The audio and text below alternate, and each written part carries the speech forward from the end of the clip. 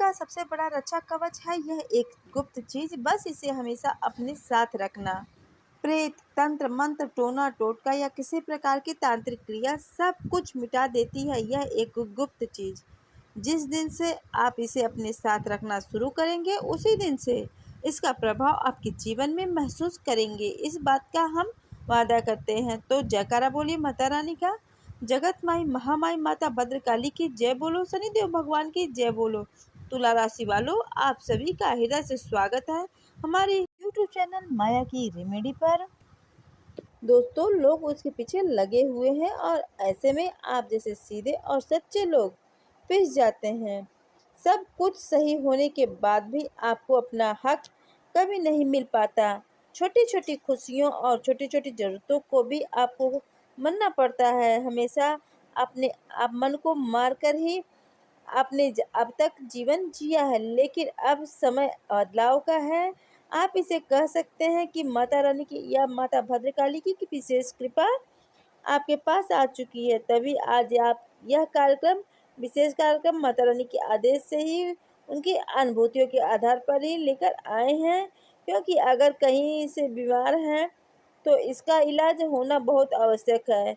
जैसे आप सीधे, सच्चे और साफ हृदय में के इंसान यदि पीड़ित और परेशान है तो आपकी परेशानियों का समाधान होगा अत्यंत आवश्यक है। यही धर्म है। इसलिए अर्जुन जैसे साफ और पवित्र इंसान का साथ देने के लिए स्वयं भगवान श्री कृष्ण युद्ध क्षेत्र में चले आए और अर्जुन के सारथी बनकर उनका मार्गदर्शन किया। वह भगवान श्री कृष्ण की लड़ाई नहीं थी। भगवान श्री कृष्ण को तो किसी से लेना देना ही नहीं था, लेकिन फिर भी उन्होंने साफ हृदय के इंसान का साथ दिया। तो इसी प्रकार आज आपका साथ देने के लिए माता रानी की अनुभूतियों के आधार पर हम यह विशेष कार्यक्रम लेकर हम आए हैं।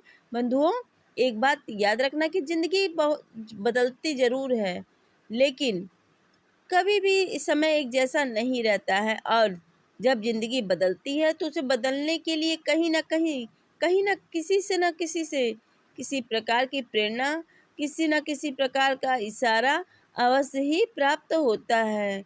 अब तो समझदार लोग होते हैं जो इन इशारों को, संकेतों को समझ लेते हैं और उन्हें अपने जीवन में इस्तेमाल करके, प्रयोग करके जीवन को बदल डालते हैं। और जो मूर्ख होते हैं वे इस जीवन भर धक्के खाते रहते हैं, रोते रहते हैं और बस यही कहते हैं कि दुनिया में अच्छाई, भगवान भक्ति जैसा कुछ भी नहीं है। यानी कि यूं कहें वे अपना दुखड़ा रोते रहते हैं। बंधुओं, आज हम आपको यकीन दिलाते हैं कि इस कार्यक्रम को यदि आपने अंत तक देख लिया तो निश्चित तौर पर आपके जीवन में कल से ही बदलाव आने शुरू हो जाएंगे। क्योंकि हम न केवल आपको इस एक गुप्त महाशक्ति रक्षा कवच तंत्र के बारे में बताएंगे, बल्कि साथ ही साथ आपको बहुत सारी ऐसी बातें भी बताएंगे जिन्हें आपको अपने जीवन में प्रतिदिन के कार्यों में शामिल कर लेना चाहिए। यदि आप उन चीज़ों को अपने साथ शामिल रखेंगे अपने कार्यों में, तो आपके साथ रातों रात परिवर्तन होना शुरू हो जाएगा। जी हाँ बंधु, याद रखना कि आप अपने पूरी जीवन शैली में कहीं ना कहीं किसी न किसी प्रकार की कोई ना कोई गलतियां भी अवश्य कर ही रहे हैं। बस फर्क इतना है कि आप उन्हें समझ नहीं पा रहे हैं और इसमें आपकी भूल नहीं है। यह मानव का स्वभाव है। मानव कभी भी अपनी गलती नहीं देख पाता है। जैसे कि आँख में जो काजल लगा रहता है वह उस आँख को भी कभी नहीं दिखाई देता, लेकिन दुनिया में सभी लोग उस काजल को देख लेते हैं। ठीक इसी प्रकार इस संसार में किसी भी इंसान को अपनी गलती कभी दिखाई नहीं देती है, लेकिन बुद्धिमान और अक्लमंद इंसान जैसे कि कोई गलती बताता है उसे पहचान कर तुरंत सुधार लेता है। जरूरत और गुण आपके अंदर कूट कूट कर भरा हुआ है। तो बस उम्मीद करते हैं हम कि आप हमारी भावनाओं को समझ रहे हैं और हम आपके जीवन में सचमुच में परिवर्तन लाना चाहते हैं और यह हम माता रानी की सेवा समझकर कर रहे हैं। यह भी आप समझ ले रहे हैं तो बस इस कार्यक्रम को अंत तक आप जरूर देखेंगे, ऐसा हम अपने मन में विश्वास करके चलते हैं। तो चलिए बंधुओं, आज के विशिष्ट और बेहद ही चमत्कारिक बेहद ही ज्ञानवर्धक कार्यक्रम की शुरुआत करें, लेकिन उससे पहले माता रानी को आभार अवश्य व्यक्त करेंगे, क्योंकि बिना महामाई जगत माई के याद किए हुए भी कोई भी शुभ कार्य पूर्ण नहीं हो सकता। तो चलिए बंधुओं, पूरे भक्ति भाव के साथ कमेंट बॉक्स में लिख डालिए, एक बार नहीं 3 बार लिखना, जय माँ भद्रकाली कृपा करो, जय माँ भद्रकाली कृपा करो। माता रानी निश्चित तौर पर आपकी कृपा करेंगी और आपके ऊपर अपना आशीर्वाद बनाएंगी। बंधुओं, याद रखना कि जो भी कुछ कार्य कर रहे हैं वह सब कुछ माता रानी की सेवा में समर्पित है, उन्हीं की भक्ति में कर रहे हैं, तो आपको इसका सहयोगी बनना होगा। तो यदि आप इस चैनल कार्यक्रम पे पहली बार आए हैं तो आप इसे सब्सक्राइब अवश्य कर लें, बगल में जो सब्सक्राइब का बटन है उसे दबा दें। ऐसा करते ही आप हमारे और माता रानी के इस दिव्य परिवार के सदस्य भी बन जाएंगे। और यकीन मानिए, हम वादा करते हैं आपसे कि आज आप इस चैनल को सब्सक्राइब करिए और कल से ही अपने जीवन में परिवर्तनों को महसूस करिए। चलिए, तो जल्दी से चैनल को सब्सक्राइब करिए, फिर आगे बढ़ते हैं। तो बंधुओं, जो हम आपको बताने जा रहे हैं वह पूर्ण रूप से वैदिक और शास्त्रीय पद्धतियों पर आधारित है। हमारे साधना हमारे निजी अनुभवों पर भी आधारित है। तो सबसे पहले हम बात करते हैं प्रकृति के सबसे मूल तत्वों की, यानी कि हम जो भी कुछ यहाँ दिखाई दे रहे हैं, देख रहे हैं, वह शिव, और जो हमें दिखाई नहीं दे रहा है फिर भी चल रहा है वह शक्ति है। नदियाँ जो चल रही हैं लगातार गतिमान है, पर्वत हैं जो लगातार बनते और बिगड़ते रहते हैं, हवाएं तो चल रही है, हम और आप जो चल रहे हैं इस संसार को भोग रहे हैं, वह सब कुछ शिव है। और जो शक्ति है हमें हमें जो चला रहे हैं, यानी जो हमारे अंदर प्रभावित हो रही है वह शक्ति है, यानी कि भोलेनाथ की शक्ति। इसलिए वेदों में कहा गया है तत्वम यशी, यानी कि जिस चीज़ों से शिवर शक्ति बने हैं उन्हीं से हम भी बने हैं। तोषम यशी सो तुम हो, वही हम हैं। अब हम सारी बातें हम आपको क्यों बता रहे हैं? इन सारी बातों को बताने के पीछे हमारा केवल एक ही मकसद है। हम जो रक्षा कवच आपको बताने जा रहे हैं उन्हें शिव और शक्ति की मूल प्रकृति से निकाले गए जाएंगे, और प्रकृति के ही 5 तत्व इसमें समाहित होंगे। यानी यह एक ऐसा रक्षा कवच होने जा रहा है जो दुनिया का सबसे शक्तिशाली रक्षा कवच होगा। यानी दुनिया की कोई भी नकारात्मक शक्ति इस सुरक्षा कवच को तोड़ नहीं सकती है। अब ऊर्जा चल सकती, अब शक्ति तो एक ही है ना, वह सकारात्मक हो या फिर नकारात्मक, बस समय और परिवेश के अनुसार कुछ नकारात्मक हो जाती है और कुछ सकारात्मक हो जाती है। कैसे, जरा इसे भी समझिएगा। जैसे कि माता काली, चंडी, रणचंडी, रुद्रकाली अगर क्रोध में है तो वे नकारात्मक शक्ति के रूप में पूजी जाती हैं। तभी तो तांत्रिक जो होते हैं वे नकारात्मकता रूप से माता को प्रसन्न करते हैं। वे काली को बलि आदि का प्रावधान मानकर चलते हैं, लेकिन वही काली जब शांत हो जाती है तो भद्रकाली बन जाती हैं। ममत्व उनकी दृष्टि से, उनके दर्शन मात्र से ही झलकता है और अपने भक्तों पर प्रेम बरसाती हैं। यानी कि काली तो वही है, जब गुस्सा आया तो रणचंडी बन गई और जब शांत हो गई तो भद्रकाली बन गई। यानी कि एक ही शक्ति के 2 रूप हमें यहाँ देखने को मिल रहे हैं। इसी प्रकार जो ऊर्जाएं हमारे आसपास होती हैं उन ऊर्जाओं को अलग अलग स्वभाव की वजह से ही वे ऊर्जाएं नकारात्मक और सकारात्मक बन जाती हैं। लेकिन ये ऊर्जाएं भी माता शक्ति का ही स्वरूप होती हैं। इसलिए भगवान भोलेनाथ की जो मंडली है, या यूं कहें कि जो गढ़ है, भक्त हैं, उनमें सभी शामिल हैं। भूत प्रेत पिशाच मानव दानव देवता सभी भोले बाबा किसी में भेद नहीं करते हैं, क्योंकि भेद करते ही शक्ति के ऊपर ही प्रश्न चिन्ह पर लग जाएगा। शक्ति में आप भेद नहीं कर सकते। मानकर चलिए कि बिजली का तार है और उसमें करंट बह रहा है। यदि उस करंट से आपको यहाँ पंखा कूलर चलता है, आपको अच्छा लगता है, तो वह बिजली अच्छी हो गई। लेकिन उसी बिजली से आपको यदि झटका लग जाता है और आपको ज़्यादा नुकसान हो जाता है, हाथ वगैरह जल जाता है तो वही बिजली आपके लिए नकारात्मक ऊर्जा बन गई। यानी एक जगह पर वह बिजली सकारात्मक ऊर्जा थी और कुछ ही टाइम में वह बिजली नकारात्मक ऊर्जा बन गई। बिजली तो वही है, वह तो बदली नहीं। तो यह सारी बातें हम आपको इसलिए समझा रहे हैं ताकि आप अपने मन को और साफ कर सकें और अपने मन में इन चीज़ों को अच्छी तरह से गहराई में बिठा सकें। याद रखना कि जब हम किसी भूत की बात करते हैं या प्रेत की बात करते हैं तो वह भूत और प्रेत आपको परेशान करने के लिए नहीं आ रहे हैं। वह खुद ही पीड़ित है, खुद ही परेशान है, उसे खुद ही कष्ट हो रहा है। वह अपने कष्टों को मिटाने के लिए आपकी सहायता लेने के चक्कर में आप परेशान हो जाते हैं। और जो भूत प्रेत बनकर भटक रहे हैं वो भी जीवित इंसान हुआ करते थे, लेकिन उसमें भी परिवार, उनके भी बच्चे हुआ करते थे, उन्होंने भी अच्छा जीवन जिया है होगा, लेकिन आज वो भटक रहे हैं। तो उन्हें नकारात्मक ऊर्जा, नकारात्मक शक्ति कहा जा रहा है। जब वे जीवित थे और भले चंगे संसार में अपने कार्य कर रहे थे तो सकारात्मक ऊर्जा कही जाती थी और ऊर्जा एक ही स्वरूप में है। अब परिस्थितियों के अनुसार वह नकारात्मक और सकारात्मक में बदलता रहता है। बंधुओं, यह बात बहुत गहरे है। हमने आपको बहुत कम शब्दों में समझाने की पूरी कोशिश की है। उम्मीद करते हैं कि आप इन बातों को समझ रहे होंगे।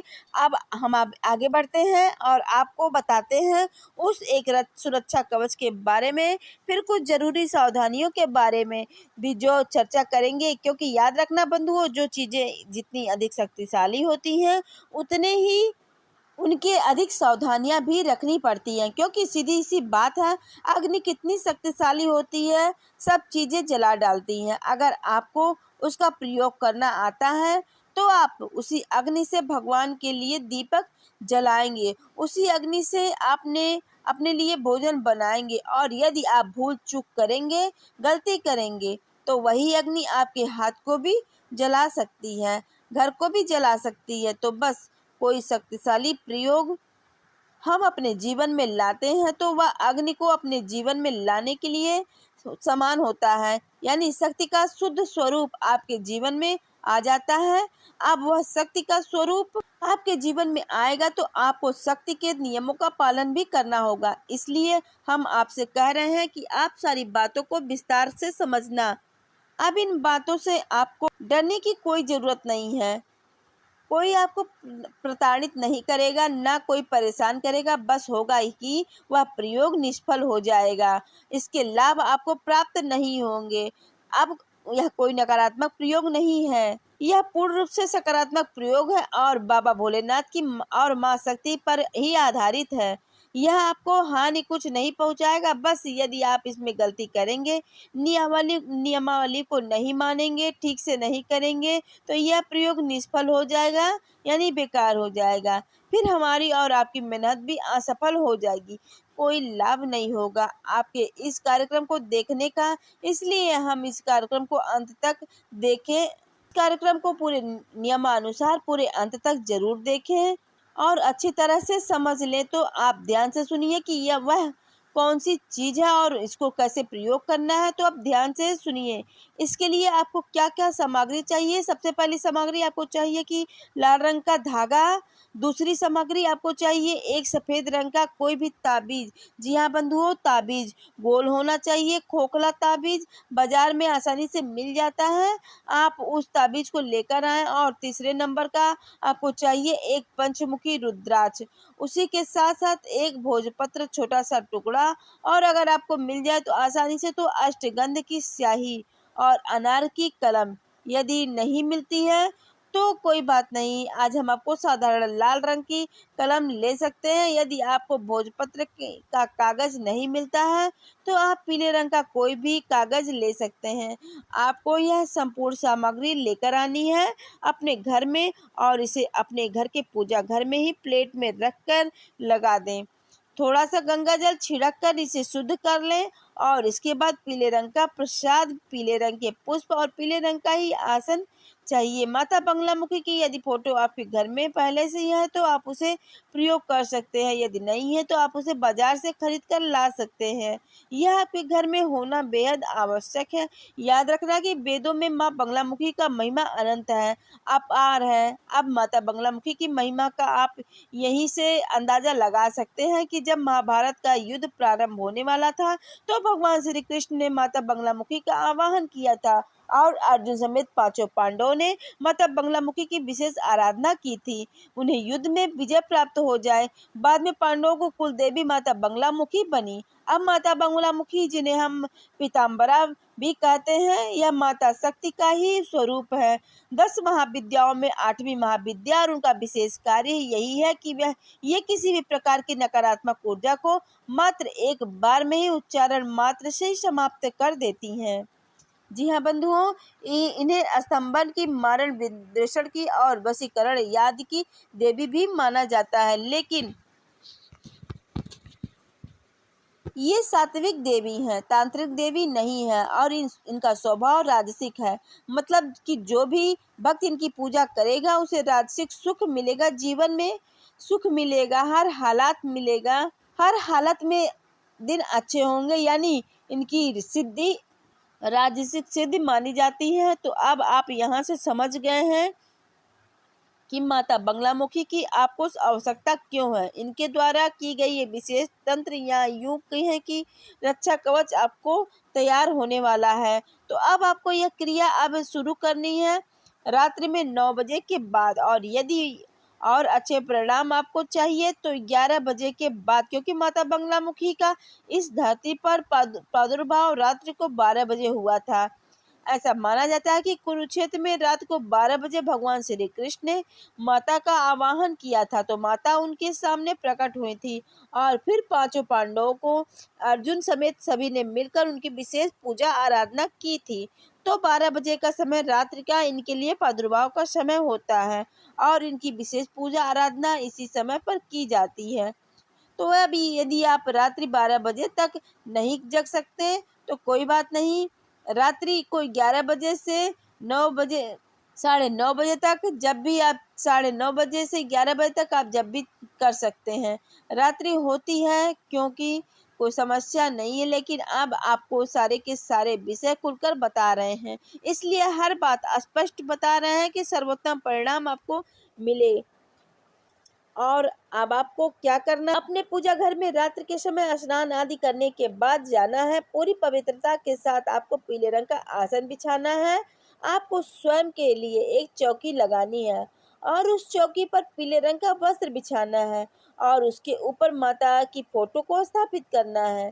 फिर आपको हाथ में जोड़कर माता से प्रार्थना करनी है। माता का मन ही मन आवाहन करना है। माता से कहना है कि हे माँ, हम आपसे कृपा चाहते हैं, आपकी कृपा से हम आपके अपने जीवन को सरल बनाना चाहते हैं और हमारे जीवन में बहुत कष्ट है, बहुत परेशानियां हैं, बहुत तकलीफें हैं, इनसे मुक्ति पाना चाहते हैं। इसलिए आप हमारी इस पूजा को स्वीकार करें और हम यहाँ इस पूजा को कर रहे हैं और पूजा में करने के लिए उपस्थित भी हो। इस प्रकार आप मन ही मन में इस बात को बोलेंगे, 2-3 बार बोलेंगे, फिर आप जल छोड़ देंगे। आज आप 3 बार बोलेंगे, फिर आप जल छोड़ेंगे। फिर आप आचमनी देंगे, दीपक जलाएंगे, माता रानी को प्रसाद चढ़ाएंगे, चंदन लगाएंगे, पीले रंग का पीले पुष्प चढ़ाएंगे। उसके बाद आप जो पीले रंग का कागज लाए हैं, जो भोजपत्र लाए हैं, उस पर अष्टगंध की स्याही से, अनार की कलम से इस मंत्र को आपको लिख देना है। मंत्र क्या है, जरा इसे ध्यान से सुने और यह मंत्र आपको मोबाइल की स्क्रीन पर भी दिखाई दे रहा होगा।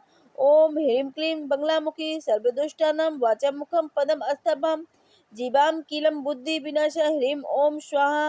मंत्र एक बार मंत्र और ध्यान से सुनिए।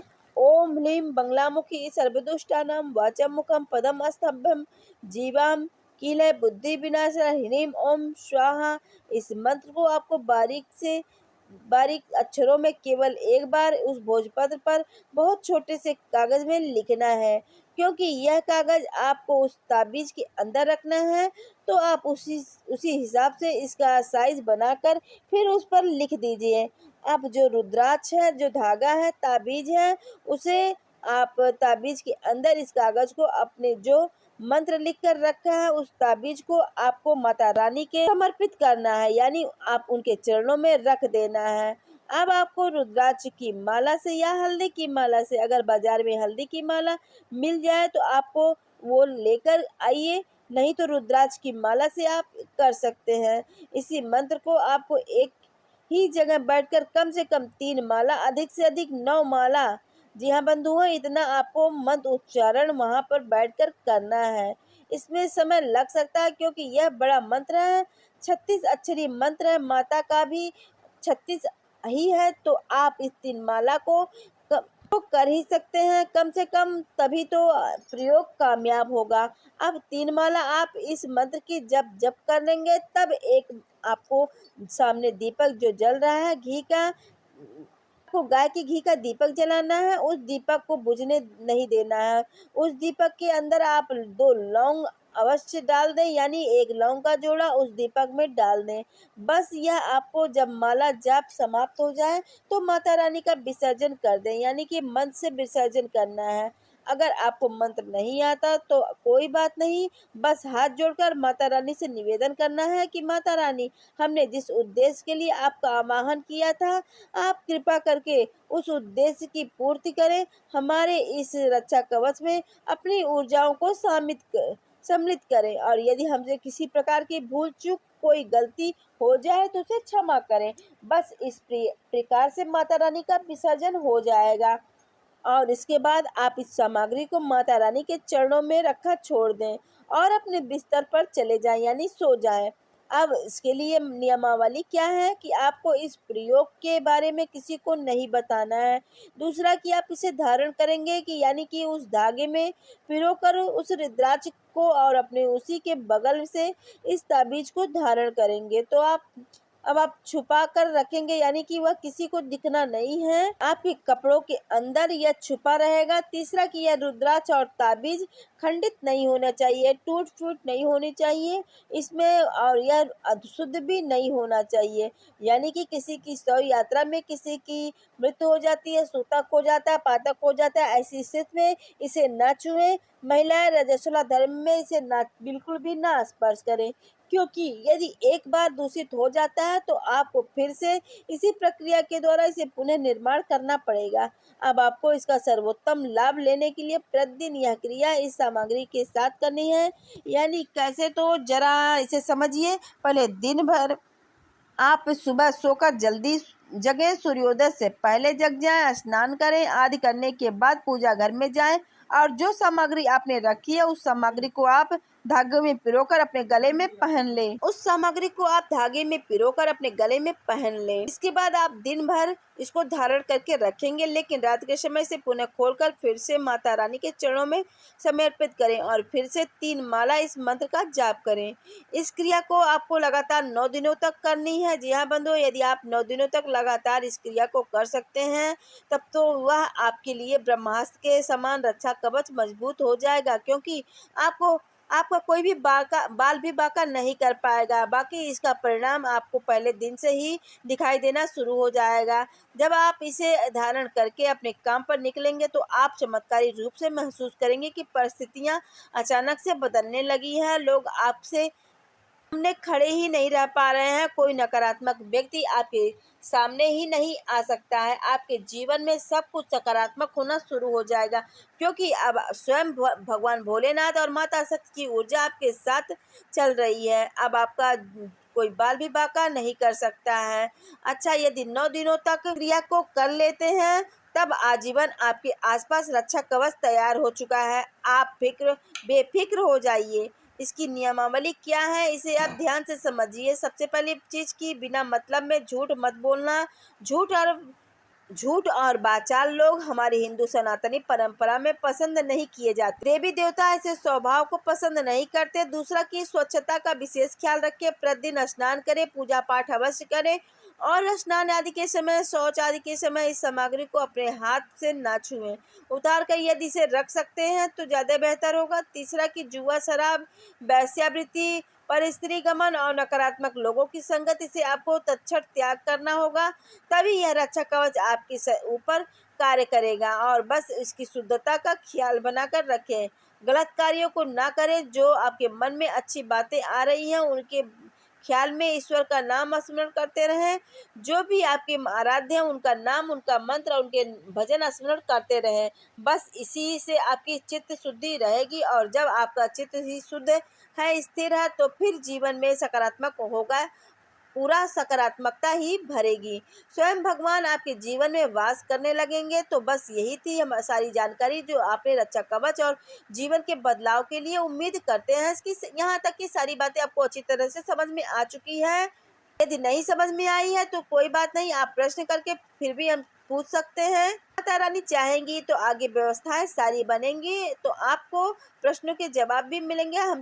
हम उम्मीद करते हैं दोस्तों कि आपको सारी बातें समझ में आ गई है। इसी के साथ साथ आज के इस वीडियो से में विराम लेते हैं। तो हमेशा हंसते रहिए, मुस्कुराते रहिए, सकारात्मक रहिए, और दिन में एक बार मंदिर हो सके तो अवश्य जाइए। दुनिया भर के सारे कामों में व्यस्त रहते हैं, इसी के प्रकार के एक आध घंटे के लिए भगवान के मंदिर में चले जाया करिए। क्योंकि अगर आप अभी आपके पास भगवान के घर जाने का समय नहीं है, भगवान के मंदिर जाने का समय नहीं है, तो एक दिन ऐसा आएगा जब भगवान के दूत जबरदस्ती आपको खींचकर भगवान के द्वार पर ले जाएंगे। आपके सारे काम यही के लिए धरे के धरे रह जाएंगे, कोई भी नहीं पूछेगा। जी हाँ बंधुओं, तो वह समय आने से पहले भगवान के यहाँ अर्जी लगा लगा कर भगवान के मन को मोह लीजिए, भगवान के प्रेमी